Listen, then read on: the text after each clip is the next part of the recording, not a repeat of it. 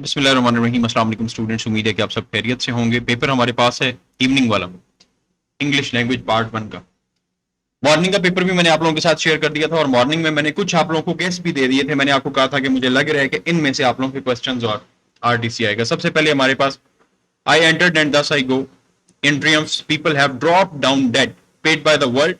What dost thou me, God might question? Now instead, this God shall repay.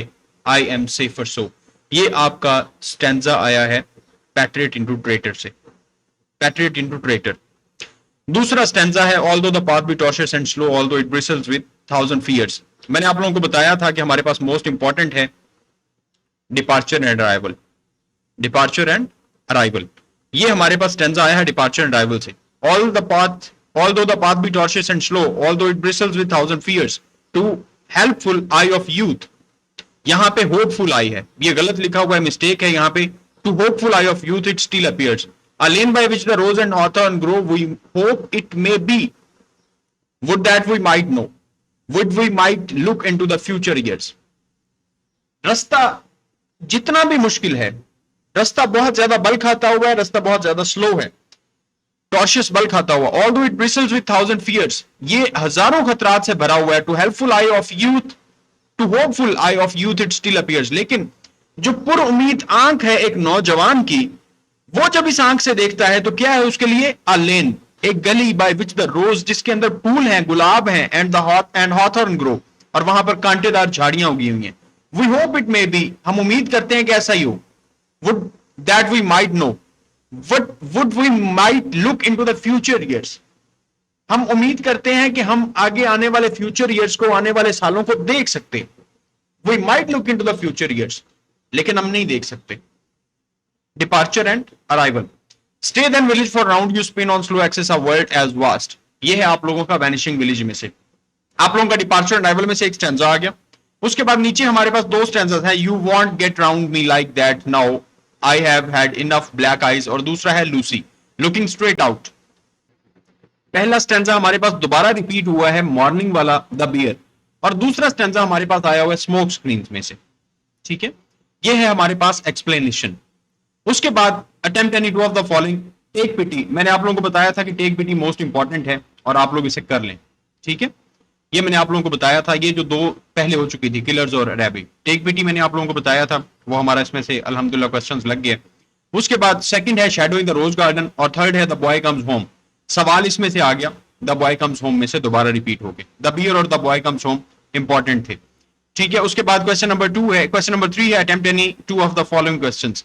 Women's work में से सवाल आ गया, और वुमेन्स वर्क मैंने आप लोगों को मोस्ट इंपॉर्टेंट पॉइंट जो है वो हाईलाइट करवाई हुई है कि वुमेन्स वर्क मोस्ट इंपॉर्टेंट है। उसके बाद सेकंड है हमारे पास brief summary all the world stage by William Shakespeare. आप लोगों को अनफॉर्चुनेटली नहीं बता सका, लेकिन अपने स्टूडेंट्स को मैंने ऑल द वर्ल्ड स्टेज करवाई हुई है, क्योंकि हम सारा सिलेबस कवर करते हैं, जिसमें से इंतहाई मोस्ट इंपॉर्टेंट जो भी कवर करते हैं। और उनको मैंने जो शेयर किए थे लास्ट उनकी क्लासेस के बाद, ऑल द वर्ल्ड स्टेज मैंने उनको बताई थी, और आप लोगों में 2-3 शॉर्ट स्टोरीज और पोएम्स जो है वो मिसिंग थे। ऑल द वर्ल्ड स्टेज, और इसके बाद लास्ट है after apple picking. Women's work में से हमारा क्वेश्चन आ गया, the boy comes home play दोबारा रिपीट हो गया। टेक बीटी में से क्वेश्चन आ गया जो मैंने आप लोगों को बताया। उसके बाद डिपार्चर अराइवल में से एक स्टैंजा हमारे पास आ गया। उसके अलावा हमारे पास स्मोक स्क्रीन्स मैंने आप लोगों को बताया कि अब दूसरा पढ़ लें, जो 2 हैं इवनिंग में आ जाएगा। स्मोक स्क्रीन में से स्टैंजा आ गया। द बियर दोबारा रिपीट हो गया। जिन लोगों ने भी मेरी ये वीडियो पहले देख ली थी, जो वीडियो मैंने पहले गेस आप लोगों के साथ शेयर की है, अगर तो परसों से आप लोगों ने देखी हुई थी, उसके अकॉर्डिंग भी आप लोगों के पास एक स्टैंजा ये और एक द बियर में से स्टैंजा, ये 2 आ गए हैं। उस गैस में से टेक पिटी आ गया है, और उसके बाद बॉय कम्स होम में से आप लोगों का सवाल आ गया। इसमें भी दोनों सवाल आपके कवर हो गए वुमेन वर्क में से, और यहां पे वुमेन्स वर्क का एक सवाल आया ऑल द वर्ल्ड स्टेज। मैं यहां पे भूल गया था, अनफॉर्चुनेटली आप लोगों के साथ शेयर नहीं कर सका।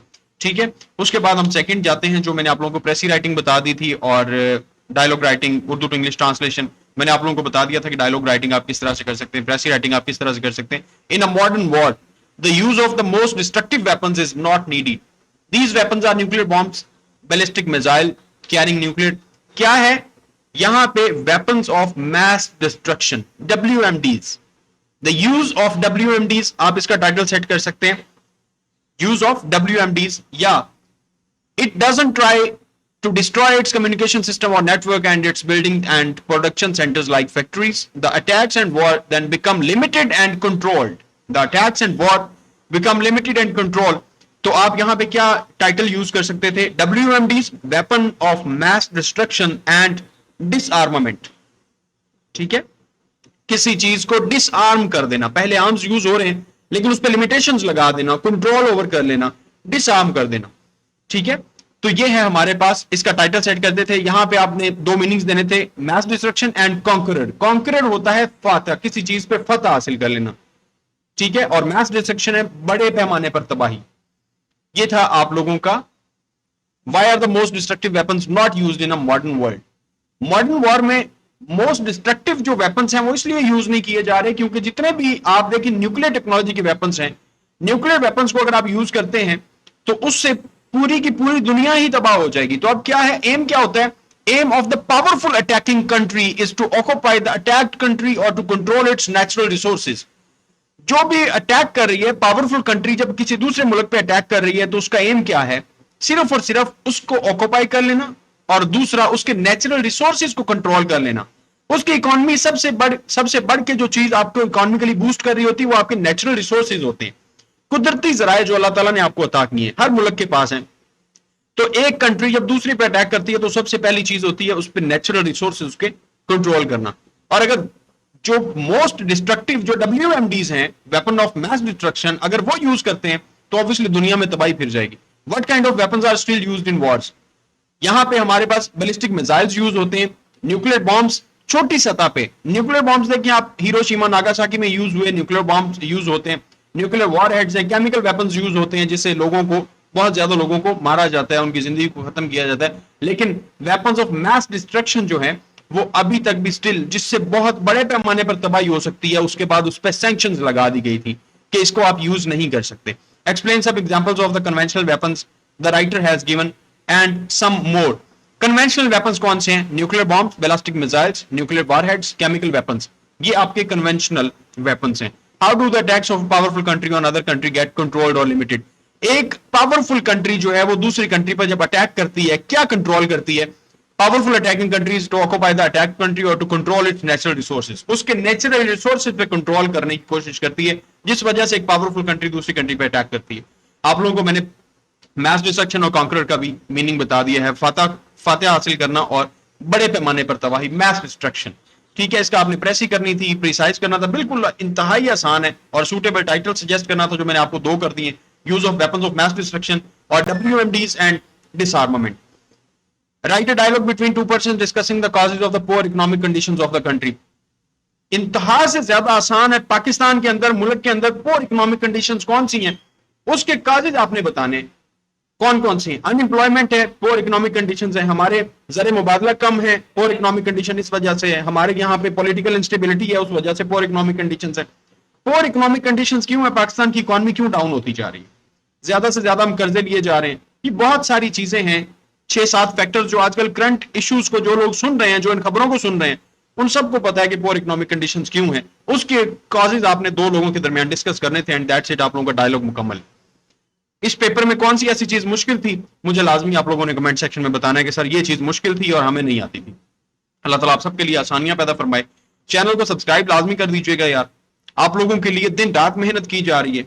आप लोगों को हर चीज बताता भी हूँ. पेपर आप लोगों का आ जाता है, उसके बाद मैं आप लोगों को बताता हूँ इसको किस तरह से सॉल्व करना. तो सारी की सारी जिन लोगों ने भी ये पेपर सॉल्व किया है, इंशाअल्लाह ताला बहुत अच्छे नंबर से आप पास हो जाएंगे, जिस तरह से मैंने आप लोगों को भी बताया है. ठीक है, थोड़ा सा इस एज में होता है कि कुछ चीजों को समझ आती है, कुछ चीजों की समझ नहीं आती. वैसे ही पेपर में बंदा थोड़ा अंडर प्रेशर होता है, लेकिन इंशाअल्लाह ताला पेपर आप लोगों का अच्छा हो जाएगा.